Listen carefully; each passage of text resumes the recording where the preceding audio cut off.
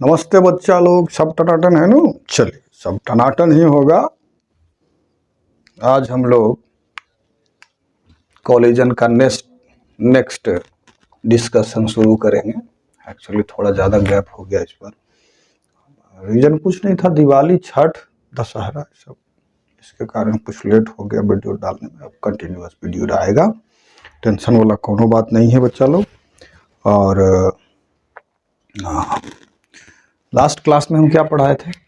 Elastic collision चल रहा था हमारा। क्या चल रहा था बच्चा? Elastic collision.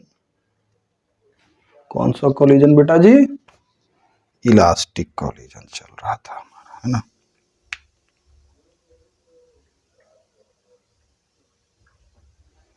चलिए, इलास्टिक कॉलिजन चल रहा था और इलास्टिक कॉलिजन हम ले लेते हैं। इलास्टिक कॉलिजन में हम क्या क्या डेराइव किए थे बेटा जी? इलास्टिक कॉलिजन में हम लोग क्या क्या डेराइव किए थे? कॉलिजन के बाद फर्स्ट पार्टिकल का जो वेलोसिटी होता है वो डेराइव किए थे, m1 minus m2 by m1 plus m2 into u1 plus 2m2 u2 by m1 plus m2, where u1 and u2 are the velocity of particle 1 and 2 respectively, है ना। v2 क्या आया था? सेकेंड पार्टिकल का velocity. तो m2 minus m1 by m1 plus m2 into u2 plus 2m1 u1 by m1। यही equation हम derive किए थे बेटा, है ना। अब इसका कुछ स्पेशल केसेस लिए थे। केस 1 ले लेते हैं, शायद लास्ट क्लास में थोड़ा खिन्न हो गए थे हम। तो केस 1 लेते हैं। When m1 is equal to, अगर m1 बराबर क्या हो जाए बेटा जी? m2 हो जाए। जब m1 बराबर m2 हो जाए जैसे कोलाइडिंग पार्टिकल मान लेते हैं कि ये है हमारा, है ना, ये हमारा m1 है, ये हमारा m2 है ना। ये इधर जा रहा है भैया u1 वेलोसिटी से, ये जा रहा है हमारा u2 वेलोसिटी से, है ना। कोलिजन के पहले, बिफोर कोलिजन ये है। ये क्या है सिनेरियो? बिफोर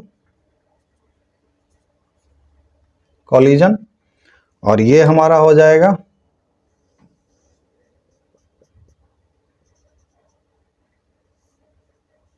यह v1 है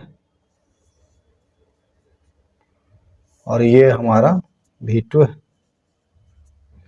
ये m2। ये आफ्टर कोलिजन हो गया। ये सिनेरियो किसका है बेटा जी? After collision. तो केस हम क्या लिए हैं? केस क्या है? When m1 is equal to m2, m1 बराबर जब m2 हो जाएगा बेटा जी, तो ये टर्म जीरो, क्योंकि m2 बराबर m1, तो ये जीरो हो जाएगा। तो उस केसेस में v1 बराबर क्या हो जाएगा? सो देख लीजिए, v1 बराबर क्या हो जाएगा? हाँ, 2m2 u2, m1 बराबर तो m2 है, तो यहाँ 2m1 कर दीजिए, 2m1 खत्म, तो v1 बराबर u2। यानी कि क्या हो रहा है देखिए, v1 बराबर u2, यानी कि फर्स्ट पार्टिकल का जो वेलोसिटी है वो किसको मिल गया? सेकेंड पार्टिकल को। 1 सेकेंड, 1 सेकेंड ठहर जाइए पहले। m1 बराबर m2, तो ये टर्म हमारा जीरो हो गया, तो ये 2m1 बाई 2m1 खत्म। और इसी से v2 बराबर क्या हो जाएगा? ये भी जीरो, 2m1 तो v2 बराबर क्या हो जाएगा? u1। यानी कि वेलोसिटी का सिर्फ क्या हो गया? एक्सचेंज हो गया है। क्या हुआ बेटा जी? एक्सचेंज हो गया। v1 जो इसका वेलोसिटी जो है वो किसके बराबर हो गया? पार्टिकल 1 के इनिशियल वेलोसिटी के बराबर हो गया। v2 बराबर किसके बराबर हो गया? जो इसका वेलोसिटी था, यानी कि ये अपना इसको दे दिया, ये अपना इसको दे दिया, यही तो हुआ है। केस 2 ले लेते हैं बेटा। केस 2 में अब हम लोग क्या करते हैं कि जब m1 very very greater than m2, case 2 में क्या कर देते हैं हम, m1 very very greater than m2, तो क्या हो जाएगा? अगर if m1 very very greater than m2, this क्या इंप्लाइज करेगा बेटा? m1 minus m2 is very nearly m1 हो जाएगा, माइनस या प्लस जो भी हो, ठीक है। ये वाला अप्रोक्सीमेशन इसमें पुट कीजिए तो v1 बराबर हमारा क्या आ जाएगा?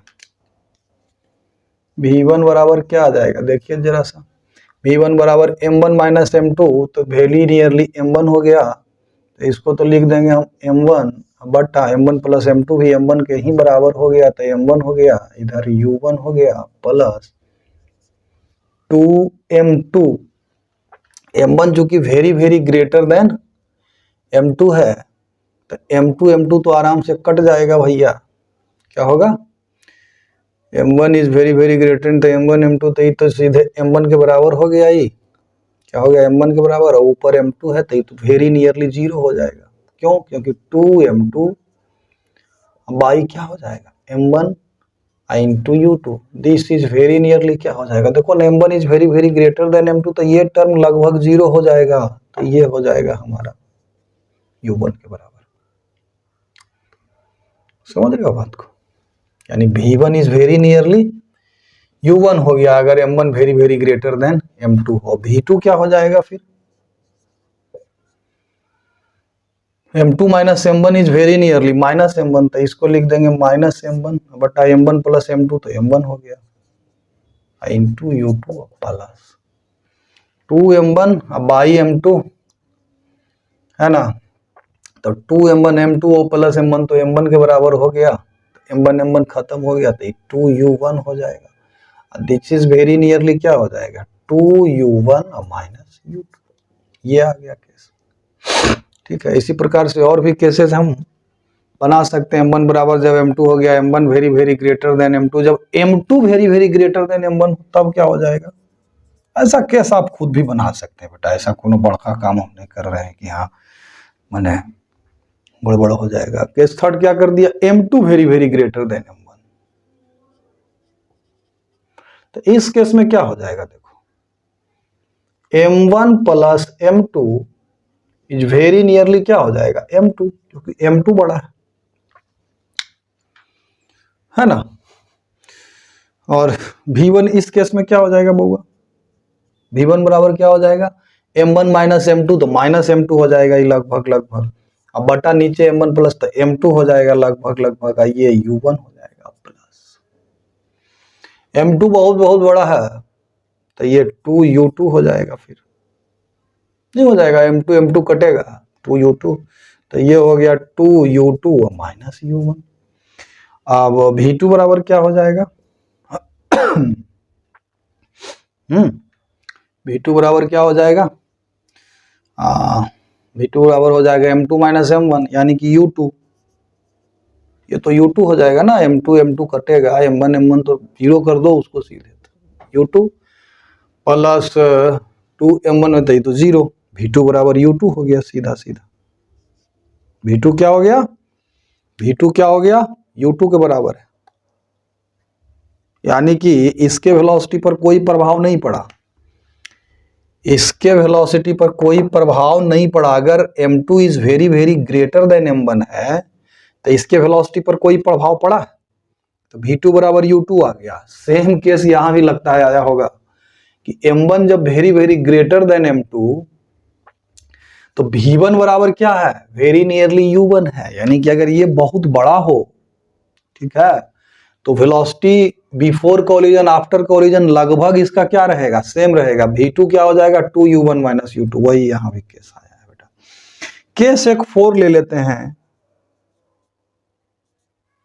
इसमें क्या ले लेते हैं बेटा? कि अगर u2 0 हो, अगर हम ऐसा मान लें कि u2 बराबर क्या हो बेटा 0 हो और m1 बराबर क्या हो m2 है, वो स्पेशल केस ले लेते हैं। आप ऐसा बहुत सारा केस बना सकते हैं। एक्चुअल में देखिए हम आपको बता देते हैं बेटा जी, इस फॉर्मूला को आप थोड़ा सा याद रखिएगा। क्या रखिएगा? इसको याद रखिएगा। इसको याद रखने का एक तरीका भी बता देते हैं। v1 यहां जब आए, v1 यानी कि velocity of particle 1 after collision, तो यहाँ m1 माइनस m2 बटा m1 प्लस m2, यहाँ m1 है तो यहाँ u1 लगा दिया, ठीक है। प्लस चूंकि u1 आ गया तो 2m2 u2 by m1 plus m2, इस तरह से आप याद रख सकते हैं। और जब u2 बराबर 0 हो, m1 बराबर m2 हो, तो v1 क्या हो जाएगा? देखो जरा सा, v1 बराबर m1 बराबर m2 तो हो गया 0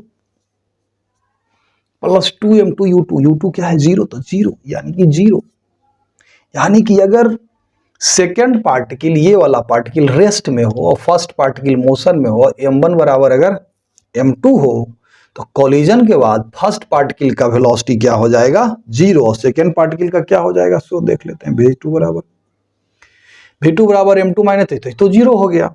यहां पर में m1 बराबर m2 तो 2m1 बाई m1 खत्म और 2 भी खत्म, तो u1 सीधे हो गया, यानी कि v2 बराबर क्या हो गया u1। तो याद रखिएगा, अगर ये पार्टिकल रेस्ट में हो second particle, first particle motion में हो, दोनों का मास अगर सेम हो, तो ये अपना वेलोसिटी किसको दे देगा? इसको दे देगा। देख रहे हैं ना इक्वेशन से। तो ये 2 4 5 गो केस था इलास्टिक कोलिजन में बेटा। ये सब इलास्टिक कोलिजन के लिए वो इक्वेशंस डिराइव किए थे, जिसमें काइनेटिक एनर्जी लीनियर मोमेंटम दोनों कंजर्व रहे। ठीक है, अब हम लोग डिस्कशन करेंगे किसके ऊपर बेटा? इन इलास्टिक कोलिजन के ऊपर। ठीक है, इस पर एक आधो अगर सवाल देख लेते हैं, एक आधो सवाल, या फिर इन इलास्टिक कोलिजन को भी थोड़ा डिस्कस कर लेते हैं, उसके बाद फिर हम लोग सवाल को देखेंगे। ठीक है, चलिए तो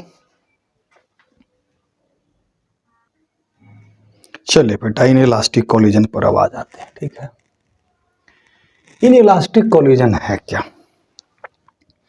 अगर ड्यूरिंग कोलिजन लीनियर मोमेंटम, तो during any type of collision linear momentum जो होता है, during any type of collision linear momentum remains conserved. लेकिन काइनेटिक एनर्जी हम बोले थे कि सिर्फ इलास्टिक कोलिजन में, परफेक्टली इलास्टिक कोलिजन में ही काइनेटिक एनर्जी भी कंजर्व रहता है। देखो एनर्जी तो ऑलवेज कंजर्व रहता है, इसमें कंफ्यूज मत होइएगा। Energy is always, principle of conservation of energy 9th या 10th में आप लोग पढ़े होंगे। तो एनर्जी इज ऑलवेज कंजर्व्ड। क्या बेटा? Energy is always conserved. लेकिन अब ये पर्टिकुलर टाइप ऑफ एनर्जी को हम कंजर्व अगर करना चाह रहे हैं, तो इलास्टिक कोलिजन के दरमियान काइनेटिक एनर्जी भी कंजर्व रहता है, लीनियर मोमेंटम भी कंजर्व रहता है। तो दो इक्वेशंस निकाल लेते हैं हम लोग, और 2 गो अननोन्स है तो सॉल्यूशन हो जाता है। लेकिन during in elastic collision only linear momentum remains conserved but not the kinetic energy. ठीक है, लॉस हो जाता है during in elastic collision. Thermal energy के रूप में जो काइनेटिक एनर्जी है वो कन्वर्ट कर जाता है। तो kinetic energy doesn't remain conserved. तो उस सवाल को कैसे बनाएंगे? जैसे कि सपोज एक एग्जांपल लेते हैं, head on in elastic collision ले लेते हैं। ये एक पार्टिकल है बेटा जिसका मास क्या है बेटा m1, और ये एक हमारा दूसरा पार्टिकल है बुआ, उसका मास है m2। ठीक है, ये इधर जा रहा है u1 वेलोसिटी से, ये इधर जा रहा है u2 वेलोसिटी से। ठीक है, जा रहा है बिफोर कॉलिजन का सिचुएशन है। और यहाँ कॉलिजन होने के लिए क्या होना पड़ेगा बेटा? u1 should be greater than u2। अगर u1 ग्रेटर देन u2 नहीं होगा तो क्या इन दोनों के बीच में कॉलिजन होगा? हेड ऑन इलास्टिक, मतलब head on in elastic collision है, यानी कि सेम लाइन के अलोंग ये मोशन। ठीक है, सेम लाइन के अलोंग मोशन। अब आफ्टर कॉलिजन मान लिया जाए, आफ्टर कॉलिजन क्या हो गया बेटा? इसका वेलोसिटी हो गया v1 पार्टिकल 1 का, इसी डायरेक्शन में या जिस डायरेक्शन में लेना है ले सकते हैं। इसका वेलोसिटी क्या हो गया बेटा? V2 है, इसका मासवा तो थोड़े ना चेंज करेगा इसका मास आफ्टर कोलिजन। ये बिफोर कोलिजन, ये हमारा बिफोर कोलिजन है और ये हमारा आफ्टर कोलिजन हो गया। ठीक है, ये भी सेम लाइन के अलॉन्ग है बेटा। चलिए ठीक है, तो चूंकि ये इन इलास्टिक कोलिजन हम बोल रहे हैं तो लीनियर मोमेंटम तो कंजर्व रहेगा ही। तो पहला equation by conservation of linear momentum हम लोग क्या लिख देंगे, बाई लीनियर मोमेंटम कंजर्वेशन क्या हम लिख देंगे, P1I इज इक्वल टू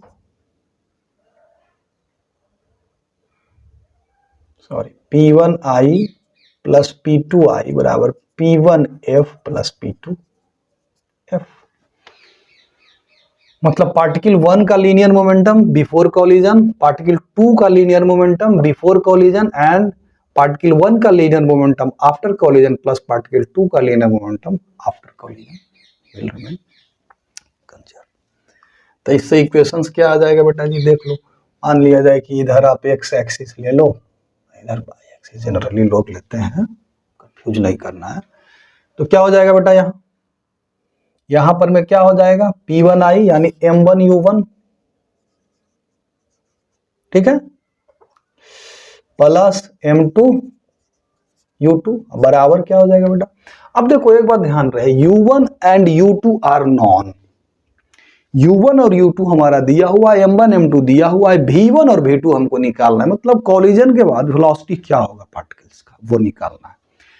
अब बराबर क्या हो जाएगा बेटा, M1 V1 plus M2 V2। ये इक्वेशन 1। इलास्टिक कोलिजन के केस में हम लोग क्या किए थे, इसके बाद सेकंड स्टेप क्या किए थे, तो काइनेटिक एनर्जी को भी कंजर्व कर दिया था। Half M1 V1 square plus half M2 V2 square बराबर हाफ M1 U1 स्क्वायर, जिसकी मदद से दो इक्वेशंस आ गया था, दो अननोन्स था, तो हम लोग V1 V2 को डिराइव कर लिए थे। यहां तो चूंकि लीनियर मोमेंटम का कंजर्वेशन लगा दिए, अब काइनेटिक एनर्जी का कंजर्वेशन हम लोग लगा नहीं सकते। बात समझ में आ रही? हाँ, यहां एनर्जी कंजर्वेशन लगा सकते हैं, लेकिन काइनेटिक एनर्जी का कंजर्वेशन नहीं लगा सकते। एनर्जी कंजर्वेशन कैसे लगा सकते हैं, तो उसमें आपको पता होना चाहिए कि बिफोर कोलिजन काइनेटिक एनर्जी तो पता है, आफ्टर कोलिजन काइनेटिक एनर्जी भी पता है, लेकिन थर्मल एनर्जी में कितना एनर्जी कन्वर्ट हुआ ये अगर पता चल जाए तो हम लोग लिख सकते हैं इक्वेशंस। क्या लिख सकते हैं बेटा, तो लिखेंगे half M1 U1 square plus half M2 U2 square बराबर क्या हो जाएगा, half M1 V1 square plus half M2 V2 square plus delta H। ये डेल्टा H क्या है, तो लॉस इन काइनेटिक एनर्जी, या फिर यू कहें कि जो थर्मल एनर्जी में कन्वर्ट कर गया इन दोनों कोलाइडिंग पार्टिकल्स के। लेकिन डेल एच प्रॉब्लम में नहीं दिया हुआ होता है। ये डेल एच हो सकता है कोई स्पेसिफिक टाइप बड़ा डिटेल में दे, तो हो सकता है डेल एच दे दे कि इतना थर्मल एनर्जी में कन्वर्ट हुआ, बताइए कोलिजन मतलब वेलोसिटी निकाल, तो ये इक्वेशन लिख करके फिर निकाल सकते हैं। लेकिन ऐसा हर केस में नहीं होता, तो नहीं होता तो उसके लिए एक टेक्निक आप लगाइएगा, और टेक्निक एक्चुअली नहीं है, कोएफिशिएंट ऑफ रेस्टिट्यूशन का टेक्निक है। इसको न्यूटन्स लॉज ऑफ रेस्टिट्यूशन भी बोलते हैं। वो क्या स्टेट्स करता है, ध्यान से इसको जरा सा समझिएगा कि E is equal to where is coefficient of, ये टेक्निक है बेटा, हम तो इसको टेक्निक मानते हैं, लेकिन लोग कहते हैं Newton's law of coefficient of restitution, coefficient of restitution,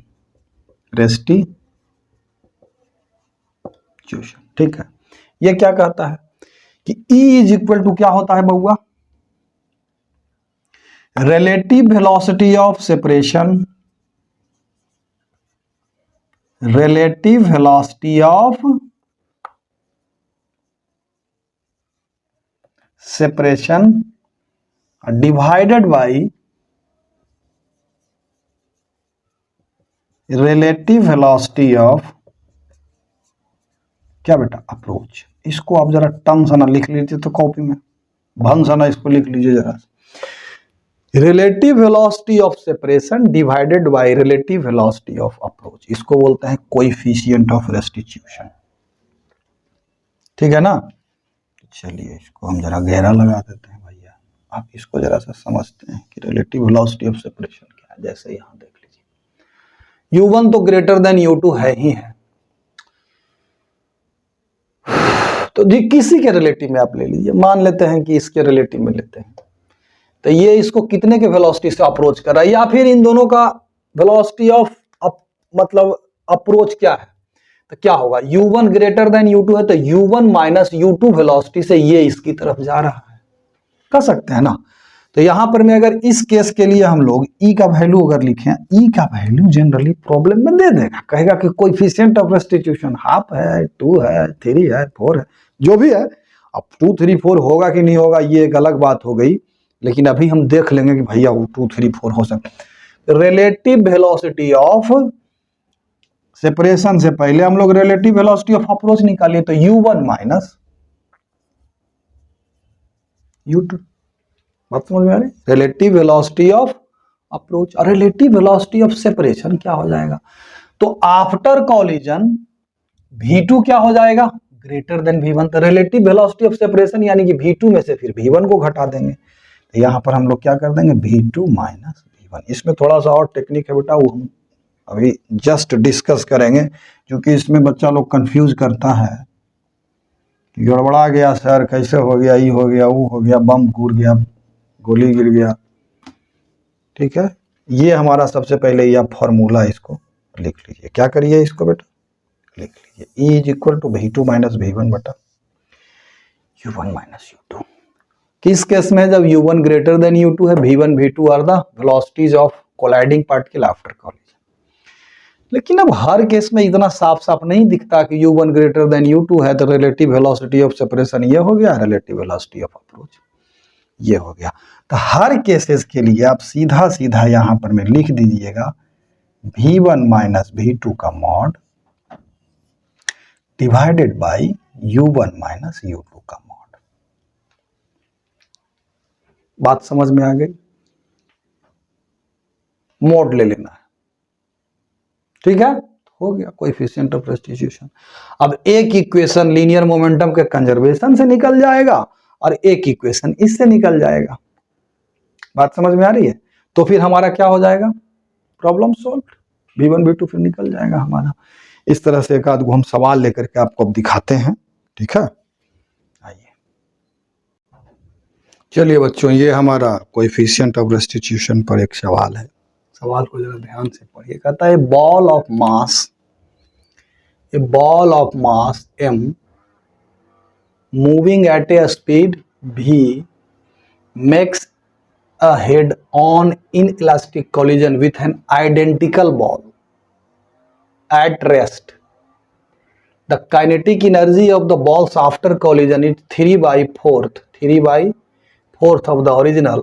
What is E? यानी कि कोएफिशिएंट ऑफ रेस्टिट्यूशन इस केस में क्या है। ऐसा है कुछ सिचुएशन, एक बॉल ले लीजिए, इसका मास क्या है बेटा m, या v वेलोसिटी से इधर जा रहा है, यहाँ एक आइडेंटिकल बॉल है जो कि u इसका क्या है 0 है, इससे कोलाइड करता है। मान लेते हैं कि आफ्टर कोलिजन इसका वेलोसिटी क्या हो गया बेटा जी,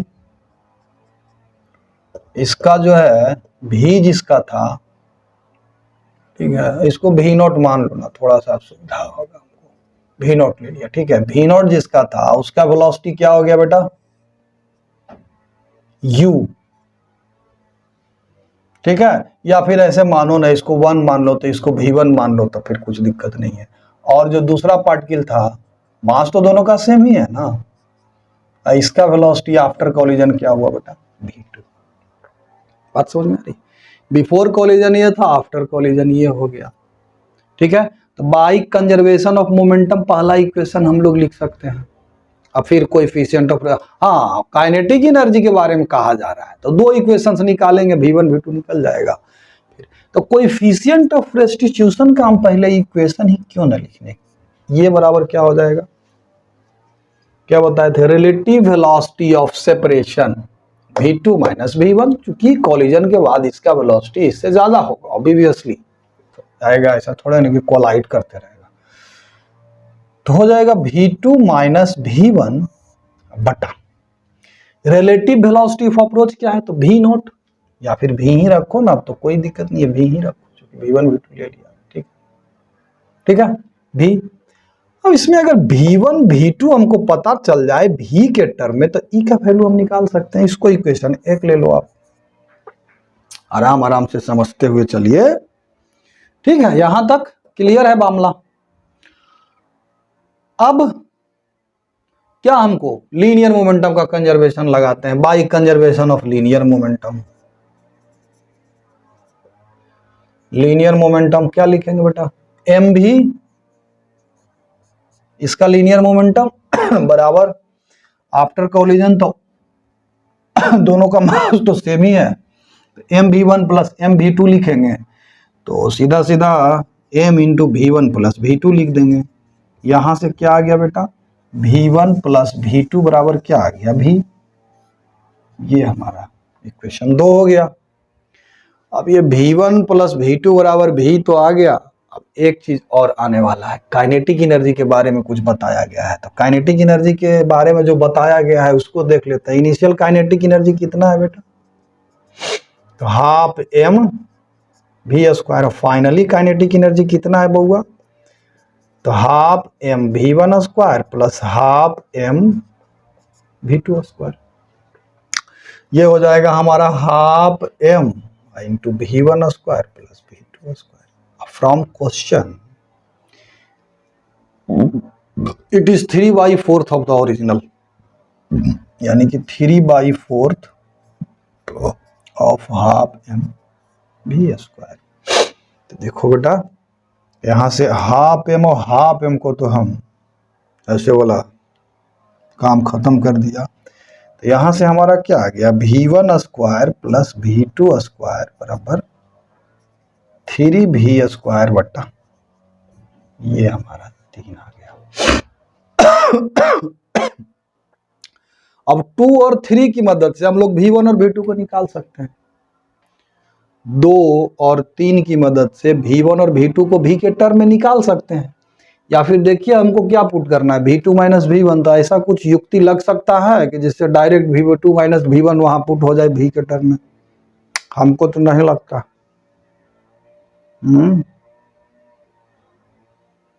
हाँ, युक्ति तो लगा भी सकते हैं, देखिए ना, v1 ये दोनों को स्क्वायर कर दो, हो जाएगा v1, इसको 1 2 को स्क्वायर कर रहे हैं बेटा, तो v1 square plus v2 square plus 2 v1 v2 बराबर v square.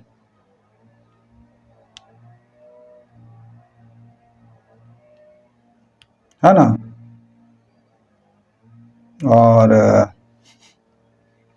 v1 square plus v2 square बराबर तो इतना है, तो फ्रॉम 2 एंड 3 क्या लिख सकते हैं, 2v1 v2 बराबर क्या हो जाएगा, देखो ना, v square minus v1 square minus v2 square बराबर 3v स्क्वायर 4। बस सॉल्यूशन कर रहे हैं, मैथ लगा रहे हैं, ऐसा कुछ बात नहीं है।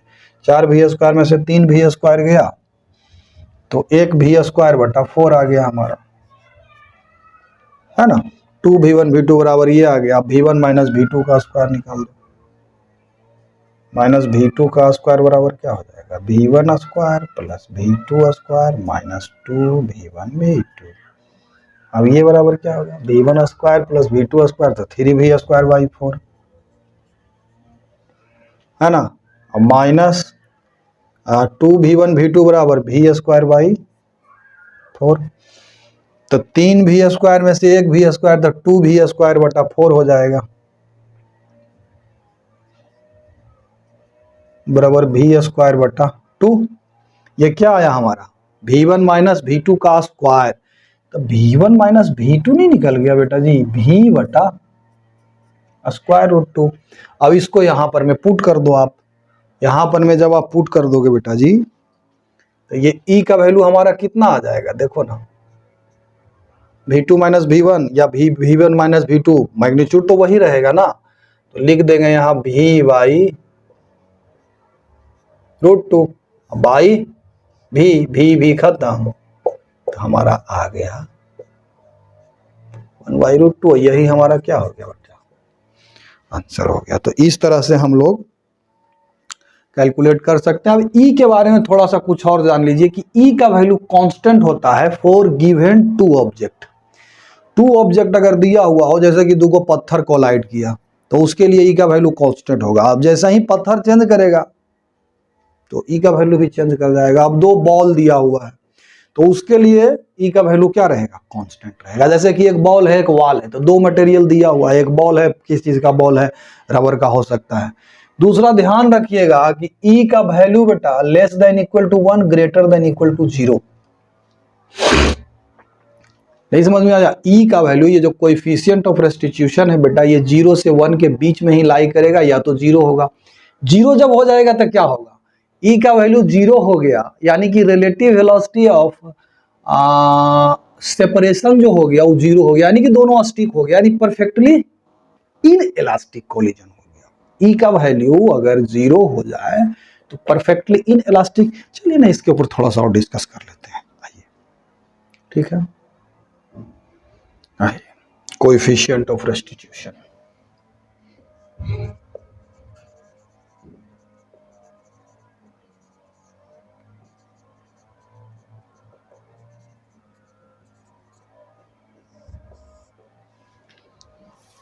ठीक है बेटा जी, कोएफिशिएंट ऑफ रेस्टिट्यूशन क्या बताया इसके बारे में। E इज इक्वल टू क्या होता है बेटा जी, रिलेटिव वेलोसिटी ऑफ सेपरेशन, यानी कि v2 माइनस v1। अगर कोलिजन के बाद v2 ग्रेटर देन v1 है तो divided by u1 minus u2,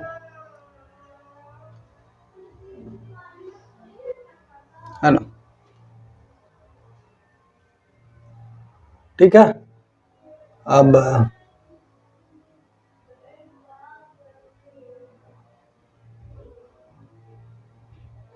एक बात तो ऑब्वियस है कि बिफोर कोलिजन जो रिलेटिव वेलोसिटी ऑफ अप्रोच है that would be always greater than relative velocity of separation, नहीं होगा। तो इसलिए ऐसे याद रखना कि ई का value greater than equal to 0 but less than equal to 1 होगा। कोएफिशिएंट ऑफ रेस्टिट्यूशन 0 से 1 के बीच में लाई करेगा। ठीक है, अब चलते हैं जरा सा, हमारा दो इक्वेशंस आया हुआ था। क्या आया हुआ था, m1u1 by conservation of momentum plus m2u2 बराबर m1v1 प्लस m2v2, और दूसरा E बराबर क्या आया हुआ है, v2 माइनस v1 बटा u1 माइनस u2। ये दो इक्वेशंस है बेटा, इन दोनों के मदद से अब हम लोग क्या निकाल सकते हैं बेटा, क्या निकाल लेंगे, v1 v2 निकाल लेते हैं। चलो ठीक है, कोई दिक्कत नहीं है भैया। तो v2 माइनस v1 बराबर हमारा क्या आ जाएगा, eu1 minus eu2, v2 minus v1, है ना। तो अगर सोल्व करोगे तो v2 के जगह पर v1 के टर्म में डाल दो तो v1 निकल जाएगा बेटा। क्या निकलेगा जो देख लेते हैं जरा सा, m1u1 plus m2u2 is equal to m1v1 plus m2 into v2। तो v2 के जगह पर लिख देंगे, ऐसे लिखो ना, e into u1 minus u2 अब प्लस v1। अब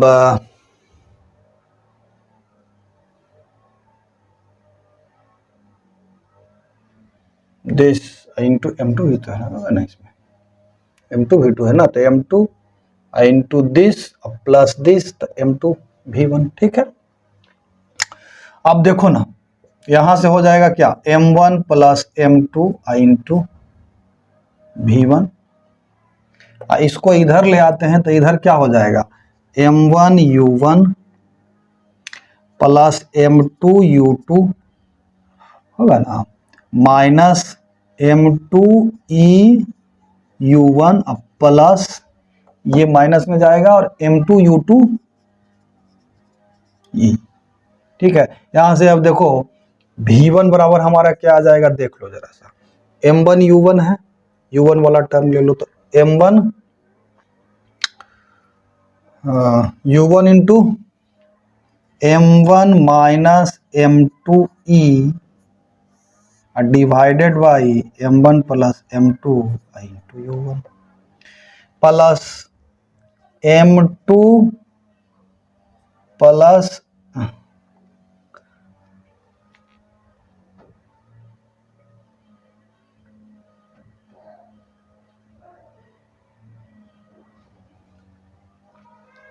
M2 प्लस, अगर M2 तो यहाँ से कॉमन ही ले सकते हैं ना, तो M2 U2 ले लिए कॉमन, तो M2 U2 into 1 plus E बटा M1 प्लस M2, इस तरह से V1 हमारा आ गया। अब देखिए ना इसमें अभी परफेक्टली इलास्टिक कॉलिजन के लिए हम इक्वेशंस डेराइव किए थे, और परफेक्टली इलास्टिक कॉलिजन के लिए क्या हो जाएगा, relative velocity of separation must be equal to relative velocity of approach, otherwise there will be loss in kinetic energy. तो relative velocity of separation is equal to relative velocity of approach, तो E का value 1 होगा।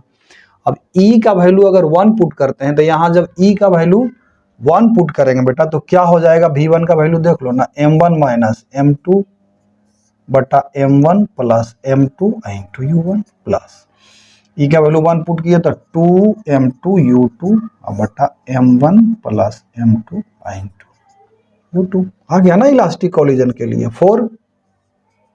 E का value क्या हो जाए जब 1 हो जाए। अब इसी प्रकार से E का वैल्यू इसमें 0 पुट कर दो, तब क्या हो जाएगा, फर्स्ट पार्टिकल का वेलोसिटी वो निकल जाएगा, कोनो बात नहीं। E का वैल्यू जब 0 पुट कर देंगे तो यहाँ ये 0 हो गया, 0 हो गया तो M1 by M1 plus M2 into U1 plus E का वैल्यू 0 पुट किया तो M2 by M1 plus M2 तो M1 plus M2, M1 M2 खत्म हो गया तो हाँ तो टुमसन आ जाएगा। फिर देखो ना क्या हो जाएगा, अगर E बराबर हम 0 पुट कर दें इस इक्वेशन में तो V1 क्या आ जाएगा उस केस में, E बराबर 0 पुट कर दिया तो हो जाएगा M1 U1 बटा M1 plus M2 plus E का वैल्यू यहाँ 0 है तो M2 U2 बटा M1 प्लस M2, है ना।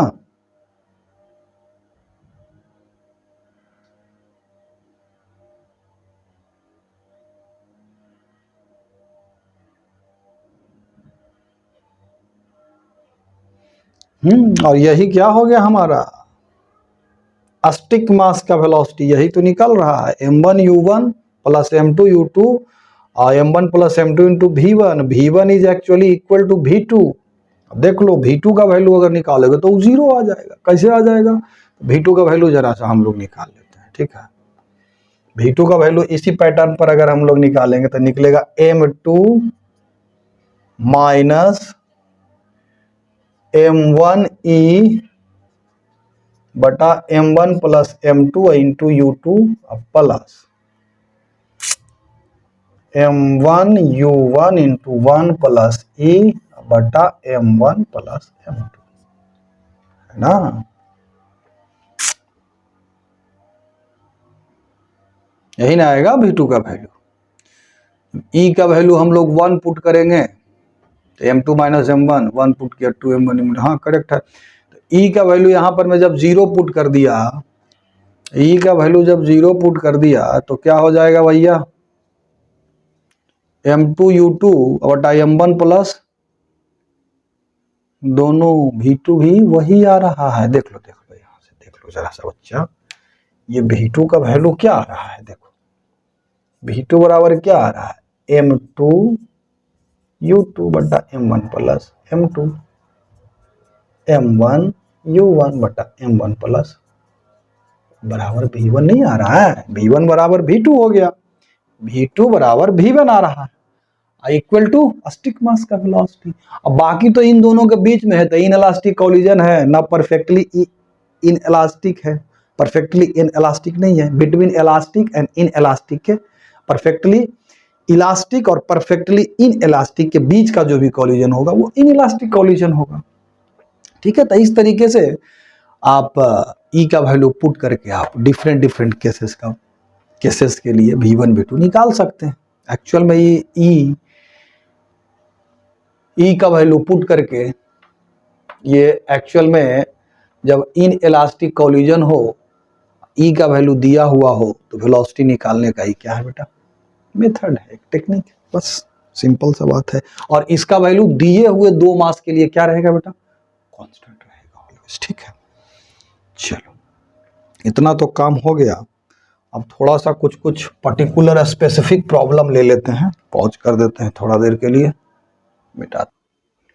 एक टिपिकल केस डिस्कस कर देते हैं बेटा कि एक बॉल है, देखते हैं जनरली इस पर क्वेश्चन आ जाता है। एक बॉल है और ये ग्राउंड है बेटा, h हाइट से ये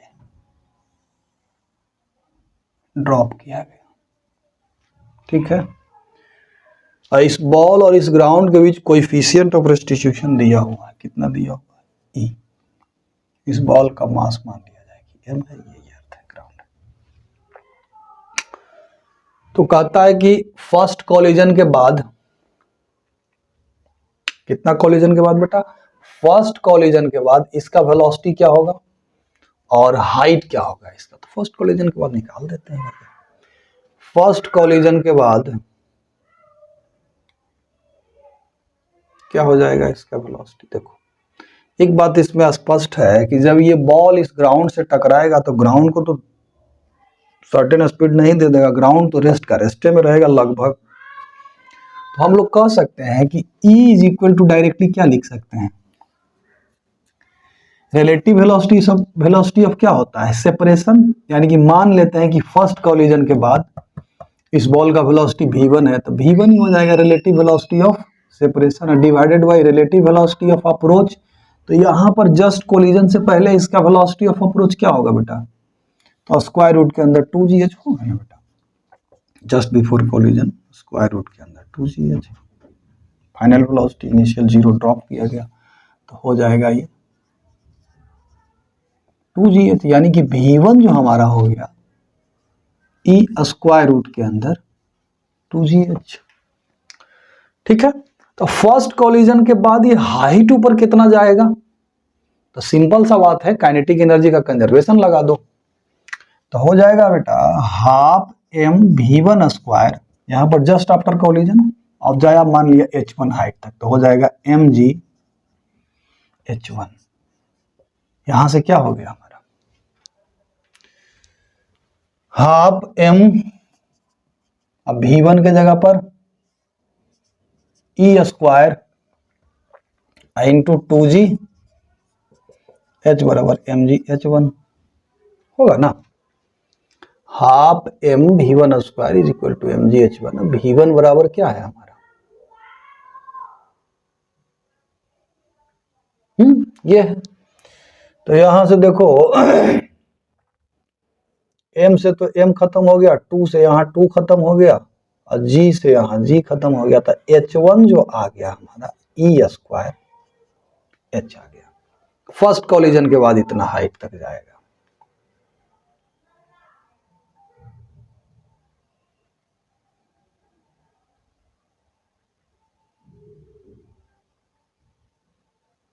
और यहां ई से कंफ्यूज मत करियो, ई ऑलवेज लेस देन 1 है, ठीक ना, लेस देन इक्वल टू 1 होगा। ठीक है, मैक्सिमम h1 बराबर, अगर E1 होगा तो h1 बराबर h हो जाएगा। ठीक है, तो ये हमारा फर्स्ट कोलिजन के बाद हाइट गया और ये फर्स्ट कोलिजन के बाद बेटा एक बार और कैलकुलेट कर लेते हैं और जनरल केस एक निकल जाएगा, समझ में आ जाएगा। ठीक है, इतना हाइट तक ही गया, अभी h1 हाइट पर है बेटा जी, फिर से ही 0 वेलोसिटी से फिर से ड्रॉप किया। सेकेंड कोलिजन के बाद इसका वेलोसिटी क्या होगा, अगेन ई बराबर लगा देंगे, ई बराबर क्या हो जाएगा, again for second collision, again for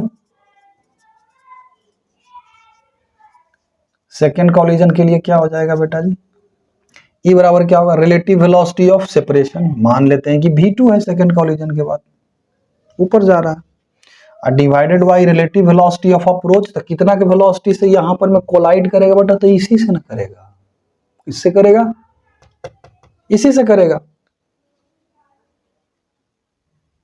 जिस वेलोसिटी से फर्स्ट कॉलिजन के बाद ऊपर गया उसी वेलोसिटी से just relative velocity of separation बटा रिलेटिव वेलोसिटी ऑफ अप्रोच। तो इसके जगह पर हम लोग लिख देंगे ई स्क्वायर रूट के अंदर, यहां से सेकेंड कॉलिजन के बाद हमारा आ रहा है ई स्क्वायर स्क्वायर रूट के अंदर, यानी कि nth कॉलिजन के बाद हम लोग कह सकते हैं फर्स्ट कॉलिजन में ई स्क्वायर रूट के अंदर 2gh, सेकेंड कॉलिजन में ये, तो nth कॉलिजन में ई एन स्क्वायर रूट के अंदर 2gh। ये हमारा जनरल केस आ गया nth कॉलिजन के बाद। तो ये फॉर्मूला आप याद रख सकते हैं फट से बनाने के लिए, ठीक है, कि nth कॉलिजन के बाद जो वेलोसिटी होगा कोलाइडिंग बॉल का उसका क्या होगा e to the power n square root के अंदर 2gh। इसी प्रकार से nth कॉलिजन के बाद हाइट क्या हो जाएगा तो वो देख लेते हैं बाय कंजर्वेशन ऑफ एनर्जी। तो mgh सेकेंड कॉलिजन के लिए देख लेते हैं क्या होगा, mgh2 बराबर हाफ m क्या हो जाएगा v1 square, sorry second collision के बाद हाफ m v2 स्क्वायर होगा ना, m से m को खत्म कर दिया, igh2 बराबर हाफ इंटू v2 स्क्वायर। तो e टू द पावर क्या हो जाएगा, e टू द पावर 4 हो जाएगा और इंटू 2gh, यही ना होगा। तो 2 से तो 2 खत्म हो गया, g से g भी खत्म हो गया बेटा जी।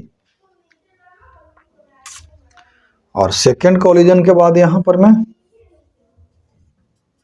e to the power 4h आ रहा है, 2 से सीधे क्या हो गया बेटा 4, यानी कि सीधा hn बराबर क्या हो जाएगा e to the power 2n into h। यहाँ h क्या है इनिशियल हाइट। तो ये वाला फॉर्मूला और ये वाला फॉर्मूला आप याद रख सकते हैं कि nth कॉलिजन के बाद वेलोसिटी क्या होगा तो ये होगा, nth कॉलिजन के बाद कितना हाइट ऊपर जाएगा तो hn बराबर e to the power 2n into h, where h is the original जितना हाइट से उसको गिराया गया था, ठीक है।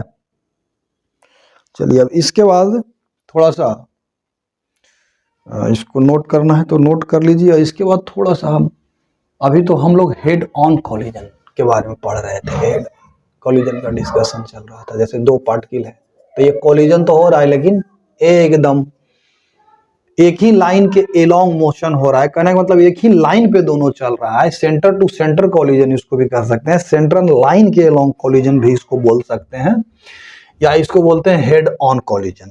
अब अगर ऑब्लिक कॉलिजन मान लिया जाए कि एक पार्टिकल हमारा इस लाइन के अलोंग जा रहा है और दूसरा पार्टिकल जो हमारा है इस लाइन के अलोंग जा रहा है, इसका इनिशियल वेलोसिटी u1, इसका u2, ये भी इधर और ये भी इधर। अब ये जब कोलाइड करेगा तो कैसे केस बनेगा, क्या होगा नहीं होगा, हाँ होगा, अभी तुरंत में हम डिस्कस कर लेते हैं, 10 मिनट लगेगा आराम से एकदम देखिए इसको, ठीक है। चलिए चलो बेटा, सपोज एक पार्टिकल हमारा यहां है, ठीक है, और इसका लाइन ये हो जाएगा, इस लाइन के लॉन्ग हो जाएगा बेटा, ये हमारा लाइन हो गया, और दूसरा पार्टिकल हमारा यहां है बेटा जी, इसका लाइन ये हो गया, ठीक है, इसको इतना लंबा करने का जरूरत नहीं। ये भी इसी डायरेक्शन में जा रहा है, ये किधर जा रहा है बेटा, इसी डायरेक्शन में u1 वेलोसिटी से जा रहा है, ये u2 velocity, just before collision का ही सिनेरियो है। कॉलिजन होगा तो कैसा होगा सिचुएशन जरा सा यहां पर देख लेते हैं। आफ्टर कॉलिजन अगर कहें हम तो ये इस तरह से होगा और ये इसके साथ, ठहर जाइए जरा सा थोड़ा,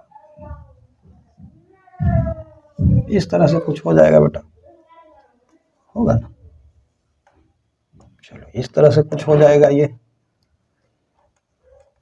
ठीक है। जस्ट बिफोर कॉलिजन का सिचुएशन है, अभी कोलाइड करने वाला है, कांटेक्ट में आने वाला है, इसका वेलोसिटी u1 है, इसका वेलोसिटी u2 है। अब ध्यान देने वाली बात है कि यहां पर में ये कांटेक्ट हो रहा है। अगर हम दोनों पार्टिकल के सरफेस को स्मूथ माने, जो कि आइडियल केस वही मानते हैं कि दोनों पार्टिकल का सरफेस जो कैसा है, स्मूथ है, तो कॉमन टेंजेंट के अलोंग, ये जो टेंजेंट हुआ इसके along there is no collision. तो इसके अलोंग इसका वेलोसिटी का कंपोनेंट जो बिफोर कॉलिजन था और इसका जो इसके अलोंग जो कंपोनेंट था वो कॉलिजन के बाद भी रहेगा, यानी कि इस कॉमन टेंजेंट के अलोंग बेटा देयर इज नो कॉलिजन। जो कॉलिजन हो रहा है हमारा इन दोनों के इस कॉमन नॉर्मल के अलोंग हो रहा है। इसको रेड वाला से हम दिखा देते हैं। देख लो कॉलिजन किसके अलोंग हो रहा है बेटा, इधर नो कॉलिजन, इधर कॉलिजन हो रहा है। अब ये इलास्टिक हो इन इलास्टिक हो, ठीक है, लेकिन ये कॉलिजन सिर्फ इसके अलोंग हो रहा है। अगर इन इलास्टिक कॉलिजन है तो ई जो कैलकुलेट कीजिएगा, क्योंकि इसके अलोंग तो देयर इज नो कॉलिजन, तो इसी के अलोंग आप कैलकुलेट कीजिएगा। रिलेटिव वेलोसिटी ऑफ सेपरेशन या रिलेटिव वेलोसिटी ऑफ अप्रोच का इधर का कंपोनेंट ले लीजिएगा। यहां तो दोनों क्या है, इसी के अलोंग जा रहा है, तो इसका कंपोनेंट हम लेंगे। मान लेते हैं बेटा जी ये एंगल हमारा क्या है, थीटा है, कॉमन टेंजेंट के अलोंग, ठीक है। ये एंगल क्या है हमारा, थीटा है। तो यहां से मान लिया जाए कि ये थीटा है, तो इसका एक कंपोनेंट भी u2 cos थीटा, इसका एक कंपोनेंट u1 cos थीटा, जो कि बिल्कुल कांस्टेंट रहेगा, उधर कोई कॉलिजन नहीं, उस डायरेक्शन में उतना रहेगा, ठीक है। लीनियर मोमेंटम इस केस में भी कंजर्व रहेगा। और अगर इलास्टिक कॉलिजन है तो काइनेटिक एनर्जी भी कंजर्व रहेगा। अगर इन इलास्टिक कॉलिजन है तो ई वाला कंसेप्ट लगाइएगा, कौन सा, कोएफिशिएंट ऑफ रेस्टिट्यूशन वाला। E is equal to relative velocity of separation by relative velocity of approach, u1 minus u2 बटा v2 माइनस v1, वो वाला कंसेप्ट लगाइएगा, ठीक है। तो यही हम बताना चाह रहे थे कि इसके अलोंग कॉलिजन होगा और कॉमन टेंजेंट के अलोंग कोई कॉलिजन नहीं होगा। अब इसको जरा सा हम डिस्कस ही कर लेते हैं। मान लेते हैं कि कॉलिजन के बाद, ठीक है, कॉलिजन के बाद क्या हुआ, ये इधर छिटक करके बाबू साहब चले गए हैं। अब किधर गए हैं हमको नहीं पता है। मान लेते हैं कि पार्टिकल m1 है और इसका वेलोसिटी कॉलिजन के बाद जो हो गया v1 हो गया, और ई जो है इधर छिटक करके चले गए हैं बाबू साहब, और इसका वेलोसिटी क्या हो गया है, v2 हो गया है, m2 है हमारा। मान लेते हैं कि ये हमारा थीटा 2 है और ये हमारा थीटा 1 है। क्या समझे?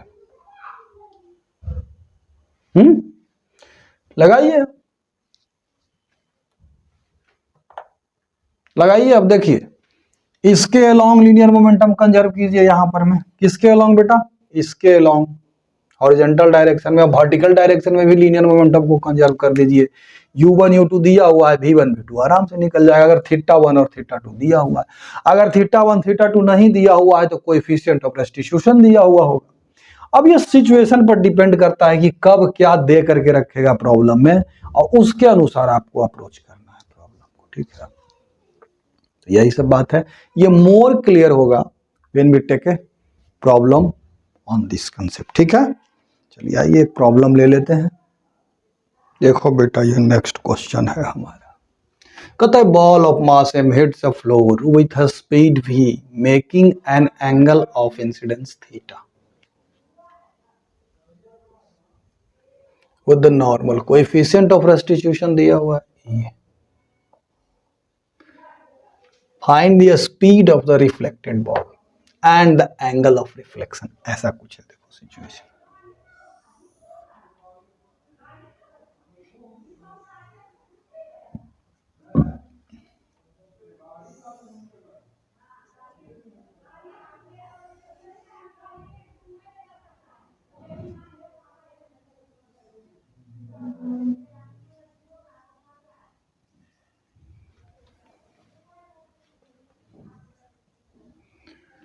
देख लो ये बॉल ऑफ मास m, चलो यही है बॉल, ये यहां कोलाइड किया सरफेस के साथ, एंगल ऑफ इंसिडेंस थीटा है, रिफ्लेक्टेड किया, v dash speed of reflection या वेलोसिटी, और थीटा डैश एंगल पर रिफ्लेक्ट किया। यही दोनों, थीटा डैश निकालना है और v डैश निकालना है। ठीक है, देख लो यहाँ वही कोएफिशिएंट ऑफ रेस्टिट्यूशन, इस सरफेस और इस बॉल के बीच में कॉलिजन हो रहा है। ठीक है, अब देख लो हम क्या बताए थे, देख लो जरा सा सरफेस को देखते हैं।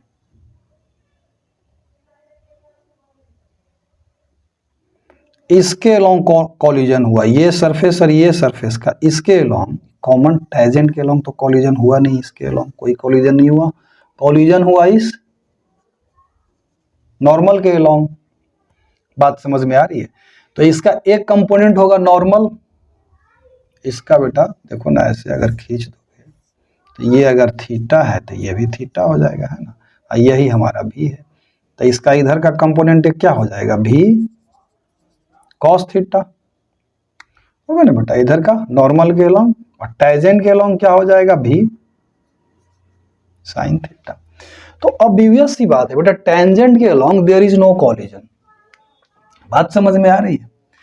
और नॉर्मल के अलोंग कॉलिजन हुआ है, तो टेंजेंट के अलोंग वेलोसिटी, कॉलिजन से पहले जो वेलोसिटी है वही कॉलिजन के बाद होगा, कॉलिजन के बाद का वेलोसिटी टेंजेंट के अलोंग क्या है, नॉर्मल के along v dash cos theta dash, और टेंजेंट के along v dash sin theta dash.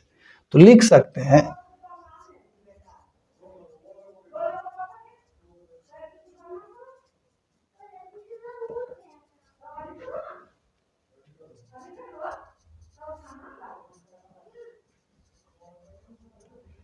along tangent, यहां से क्या हो जाएगा बेटा, v sine theta is equal to v dash, एक इक्वेशन तो ये बन गया। और चूंकि कॉमन नॉर्मल के अलोंग हुआ है कॉलिजन, तो लिख देंगे हम E is equal to relative velocity of separation, क्या होगा, v dash cos theta dash, v dash बटा v cos थीटा। 1 और 2 से हम लोग निकाल लेंगे, क्या हो जाएगा देख लो, v dash sine theta dash बटा v dash cos theta dash, यानी कि tan थीटा डैश बराबर क्या हो जाएगा, v sine theta, v sine theta बटा e v cos थीटा बराबर tan थीटा बाई e, यही ना हो जाएगा। e बराबर रिलेटिव वेलोसिटी ऑफ सेपरेशन बटा रिलेटिव वेलोसिटी ऑफ अप्रोच, तो v dash cos theta dash बराबर e v cos theta, v sine theta बटा e v cos theta, v dash खत्म हो गया, e v cos theta, v भी खत्म हो गया, tan थीटा बाई e हो गया। तो थीटा डैश तो निकल गया यहाँ से, theta dash is equal to क्या आ गया, tan थीटा बाई e। और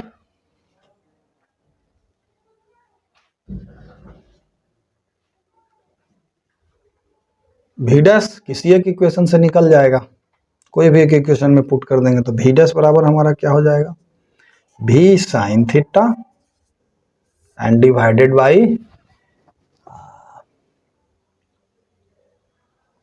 sine theta dash, sine theta dash sorry ये tan थीटा डैश बराबर होगा tan theta dash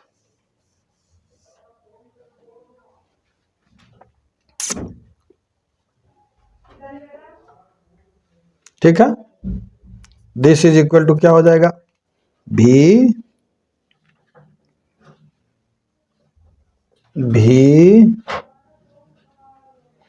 sine theta divided by sine theta dash, तो tan थीटा डैश पता है तब तो साइन थीटा डैश भी पता ही है ना, tan थीटा डैश बराबर ये अगर थीटा डैश हो गया तो इसको tan थीटा आप ले लो, इसको e ले लो, तो इन्हें निकल जाएगा e square plus tan theta, tan square theta, इस ढंग से निकाल सकते हैं, तो ये भी निकल गया। ठीक है, तो इस तरीके से अप्रोच लेना है कि कॉमन टेंजेंट के along there is no collision, तो वो कंसेप्ट लगाएंगे, कॉमन नॉर्मल के अलोंग कॉलिजन हो रहा है तो उसके अलोंग फिर वही फॉर्मूला लगा देंगे, relative velocity of separation divided by relative velocity of approach. Next class में बेटा हम डिस्कस करेंगे, डिस्कस में क्या करेंगे, 10-20 वो कम से कम 20 प्रॉब्लम्स ऑन कॉलिजन। उसके बाद फिर हम लोग रोटेशनल मैकेनिक्स को शुरू करेंगे। टनाटन आप लोग एकदम तैयार रहिए। नेक्स्ट क्लास में हम लोग प्रॉब्लम डिस्कस करेंगे कॉलिजन के ऊपर, सिर्फ और सिर्फ प्रॉब्लम, भांति भांति का प्रॉब्लम, ठीक है। उसके बाद फिर हम लोग रोटेशनल मैकेनिक्स शुरू करेंगे, ठीक है। तब तक मस्त रहिए, व्यस्त रहिए, टनाटन सवाल को बनाते रहिए, प्रैक्टिस करिए, perfect practice makes a man perfect. Okay, चलिए।